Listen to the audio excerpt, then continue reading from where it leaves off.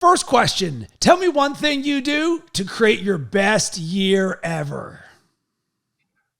I literally don't care about the opinions of others. I'm solely focused on me. And that starts from the beginning, from the second I get out of bed. Like I start taking care of me. And once I do that, I just know that the rest of how I have my life set up with what I do throughout the day, I'll do plenty of the altruism stuff, you know? So I start with Eliot in the morning. I meditate. I wake up. I pray in my own way, you know, like that I like to call praying. And then I just start going through the day. I spend time with my kids, getting them to school. And after that, it just takes care of itself, Rob. Absolutely love this because what you and I both know, Eliot, is this is a one-of-one journey, and it's so easy for everybody to prioritize work ahead of your personal growth and development in who you are. But a crazy thing happens. Work just keeps on adding more and more on your plate. And if you never find time to invest in yourself, the number one asset, this is the thing that when you understand this, which a lot of this podcast is about. And welcome to Best Year Ever, a podcast designed to inspire growth and impact so you can create your best year ever. And I'm so excited about this conversation we're about to have because this is one of the most electric connections I have ever made with someone that I had never talked to before I talked to him the first time. And joining me is Eliot Marshall, former UFC fighter. He's a father, a husband, a Traeger grill owner, a business owner, a podcaster, a motivational speaker, a lot of multi-hyphenates. Eliot, welcome to the show.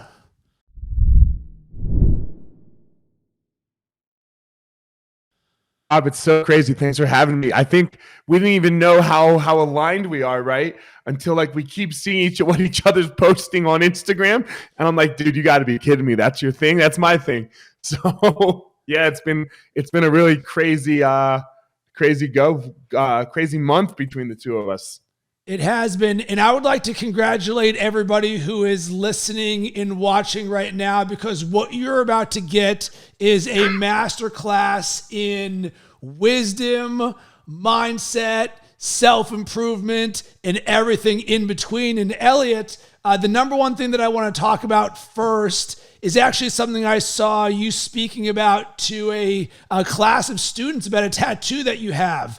And it said the impediment to action advances action. What stands in the way becomes the way. And this is a passage from Ryan Holiday's book, The Obstacle is the Way. And actually it's from Stoic philosophy from, I'm sure it's like Marcus Aurelius or someone, but I first learned about it in Ryan Holiday's book, The Obstacle is the Way. And this was so impactful for you that you tattooed this on your arm. And for me, I carry that phrase around on a necklace for myself. So all of a sudden, ding, ding, ding, light bulbs are going off. Super impactful for Eliot, super impactful for Rob. So let's unpack this on why it is such a powerful statement and mantra that we both live by. So let's start with you. Why is the impediment to action advances action? What stands in the way becomes the way so important for you? Well, it does a couple things for me. One, I had a great struggle in 2016. After my UFC career had ended and after I had already become successful with the schools. So my life was really great. And then I had this massive, what I like to call mental breakdown slash spiritual awakening. And what I found was Stoic philosophy to really help me with that. And where I started with that was Ryan Holiday's book, The Obstacle is the Way. Just what it says, the obstacle is the way. So rather than thinking about success so much, thinking about like, okay, I need to make it, or, oh, I have made it. What if I lose it? Right? Which is almost a lot of people's fear. And it actually ended up coming true for my company during COVID, right? Like we're looking at something that no one has ever dealt with before. What are you going to do? Well, the obstacle is the way, right? So once you truly embrace this concept, you can no longer become a victim. Like that is impossible. You can, and I'm not saying that we're not victims. So please, yes, of course, in a moment you can be a victim. But what the fuck are you gonna? Can I curse? Yeah. Sorry. Okay. What are you gonna do with being a victim? Like, where does that get you? So I'm no longer a victim. Nothing happens to me. Everything happens for me. And what can you do to me? If you present me an obstacle, well, thank you very much. Thank you so much. If you're trying to crush me and bring me down by putting obstacles in my way, you're literally just making me stronger. You're literally making me a better human, a better father, a better husband, a better business owner, a better teacher. You're literally just handing me all of this opportunity. So, thanks. All right, so I think we need to dive deeper because there is a framework that I use to self-audit myself. And I've talked about this multiple times. Know, K-N-O-W, believe, live. What do I know to be true? What do I believe to be true? And what am I living? And everything that you just said, boom, now I now know it.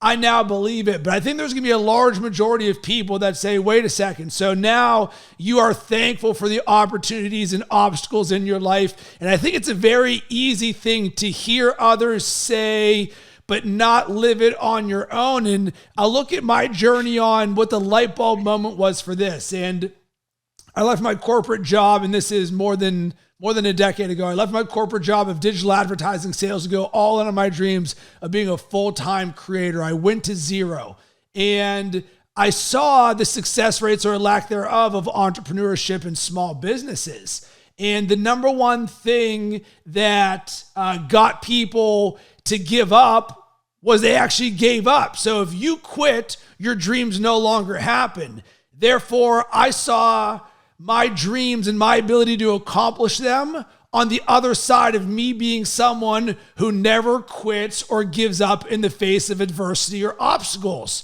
So therefore, I became someone who specialized in overcoming adversity and even designing challenges for myself. It's one of my favorite mantras is prepare for what's difficult when it's easy. And I read Ryan Holiday's book, and it's like he says, don't focus on the moment, not the monsters that may or may not lie ahead. And when you start to unpack the wisdom that's within that book, you start to understand the story that we tell ourselves about what's happening in this moment. And Stoic philosophy likes to make it very pragmatic to where we take the emotion out of it.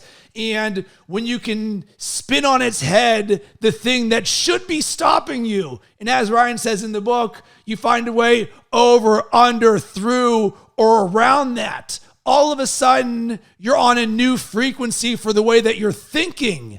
And you might not have the answer, but you're at least not thinking about how you're giving up because you're thinking about what the new answer could be for how to overcome the obstacle. I like to take it to extremes, so what's the extreme obstacle? The extreme obstacle is death, right? So when you look at it, Rob, what's the only thing in your whole life that you have never failed at? You've never failed at this. Waking up every single morning. Getting through your very worst day. We've all had really bad days, multiple, if you're old enough, You're amazing at it. Have you ever been a bad spouse before? Of course, right?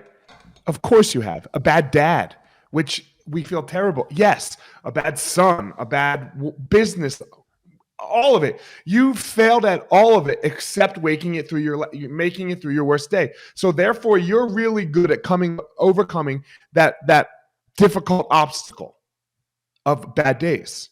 So just keep marching from there. Just look at that fact. And a lot of times we like to look at all these things that we've failed at. And I just, and what I talk to these kids about was I just like to let the world know where I'm not the best. Like what some of my shortcomings are. I can experience, and I have my entire life, really intense and acute anxiety. And I don't try to hide that. I let you know it. I can feel insecure about things. I don't try to hide that. I let you know it. And I can be a little bullyish sometimes when my insecurity is high, or my anxiety is high. I just let you know it. We all have drawbacks about ourselves. We all have weaknesses and things that we like to work on for ourselves. Okay, great. Good for us. Work on them, admit them, show them, let people see them. Because I've been using this analogy lately. Have you seen the movie 8 Mile? Of course. Okay, so the movie 8 Mile. What happens? Eminem's trying to rap, right? And he's doing these rap battles, and he throws up, and he chokes, and he can't do it. He gets booed off stage. Everyone laughs at him. His high school homie is sleeping with his mom. That sucks. They live in a trailer park. That sucks. His car breaks down. That sucks. He meets a really great girl that he starts to love. He was oh, well, amazing. Oh, nope. His buddy sleeps with his chick, So he's all of this shit that's happening. And then he enters one final rap battle in the movie, and he makes it to the final. And his buddy goes, You're about to rap Papa Doc. He's going to say all this shit about you. What are you going to do? And Eminem has this epiphany. He goes, oh, wait a minute. I go first, and I rap about all the things that he's going to make fun of me for. And then I ask him, what you got now? And Papa Doc had nothing. So all of these things that seem to be obstacles for Eminem, right? It's just the quote. How is Eminem going to overcome these obstacles of what Papa Doc was going to say about him? Well, he just stepped right into the obstacle. He just admitted all of the obstacle and said, okay, all true. And he rapped about it. What do you have now? And Papa Doc has nothing. He chokes and he walks off the stage, and Eminem wins, right? The obstacle is the way. Eliot, and what I love about this is I've used that same analogy so many different times, specifically that one there. And even last week, I created a podcast on loving creating imperfect content, so much so that you can create imperfect content on purpose, to where the thing that is the flaw you're actually doing intentionally, and it can grow you and make it more powerful. And what I really want to hammer home here for everyone is this is really a perspective and lens that both Eliot and I and so many other high performers in the world choose to show up with every single day, but certainly our lens for how we see adversity and create with it. Because that's the thing, is so many people see adversity as only a negative lens. But when you understand that everything in life happens for me, and Nick Saban has a great quote of never waste a failure. And what it essentially says to me in the Alabama team is, no matter what happens in life, when you fail or what you think is a failure, there's an opportunity to pick yourself back up and learn from it. And of course, Eliot, both of us know this, and certainly in different ways. In the world of entrepreneurship, boom, we literally signed up for nonstop obstacles, adversity, and challenges. And you know what is we signed up for blowing it. That's what we signed up for. We signed up for massively blowing it and getting, and like, I don't know if you put it in baseball terms, batting like 10%. Oh, great. Look, oh, I failed. Oh, I did. It just starts to not fuck with you. You're just so used to it that you're just like, yeah, whatever. You know that it's the journey. And every once in a while, you just keep journeying ahead a little bit, and that's all it is. And if you can do that, fuck it, let's go. And my question becomes with all of it, when and you said something earlier, what do you know? There's only 6 things that I know. Okay? There's only 6 real things that I really, really, really know. 1, I'm a father. 2, I'm a husband. 3, I'm a teacher. 4, I'm a student. 5, I'm a fighter. And 6, I'm a survivor. But these are the only things that I know, and it's the only thing that I care about, because it's always true. You can never make one of those true until I die.